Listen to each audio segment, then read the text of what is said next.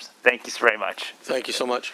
All right, next up, I see Assemblymember Quirk, and you have item number 11, AB 1896. Welcome. Yes. So, Chair Pan and senators, I see my good friends up here. Broader access to assisted reproductive services had allowed many more Californians, especially lesbian couples and elective single mothers, to have biological children through donor conception. In fact, I have 2 grandchildren through donor conception. However, many aspects of the sperm and egg donation industry, sperm donations in particular, can be harvested frequently.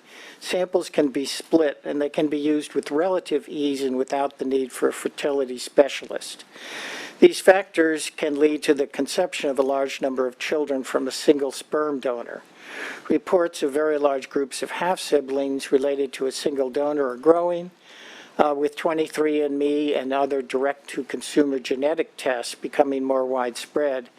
Donor-conceived people are learning of the many dozens of siblings across the country and even the globe.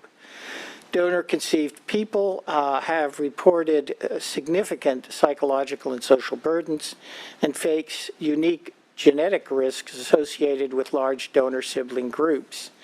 Over 90% of donor-conceived people in a 2020 survey support a limit on the number of family units that should be established from a single sperm donor. AB 1896 is an opportunity to start educating recipient parents of sperm and egg donations about the psychological, social, and genetic burdens faced by donor-conceived people. It also provides for education of sperm and egg donors that can be afforded a full understanding of the implications of their donations.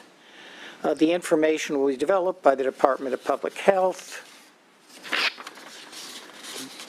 To testify on the unique challenges faced by donor-conceived people, I have Aaron Jackson, President of the U.S. Donor-Conceived Council, on the phone with me today. Thank you.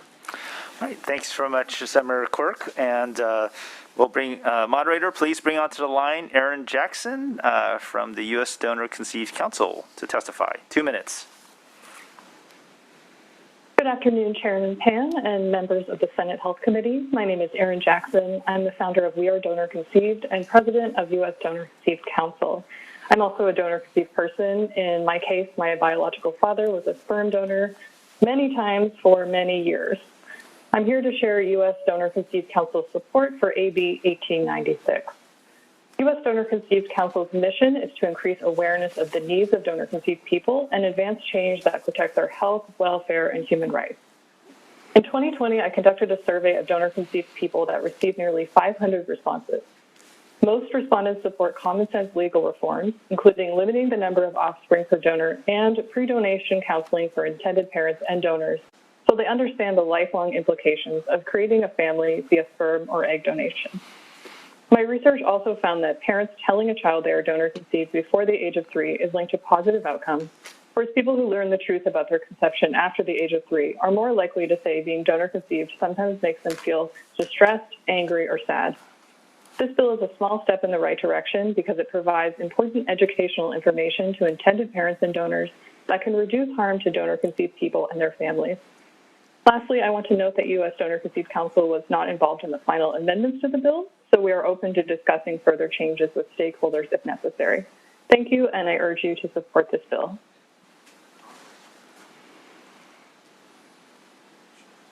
Okay, thanks very much. We'll now move on to additional witnesses in support of AB 1896. Seeing no one coming up to the microphone, moderator, please open the lines for witnesses who wish to testify in support of AB 1896. Thank you. If you wish to speak in support of AB 1896, please press 1, then 0 at this time.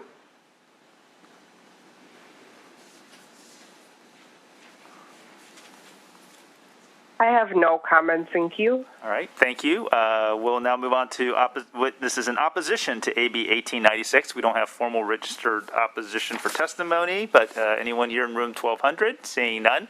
Moderator, please open the lines for witnesses who wish to testify in opposition to AB 1896. Thank you. If you wish to speak in opposition to AB 1896, please press 1, then 0 at this time.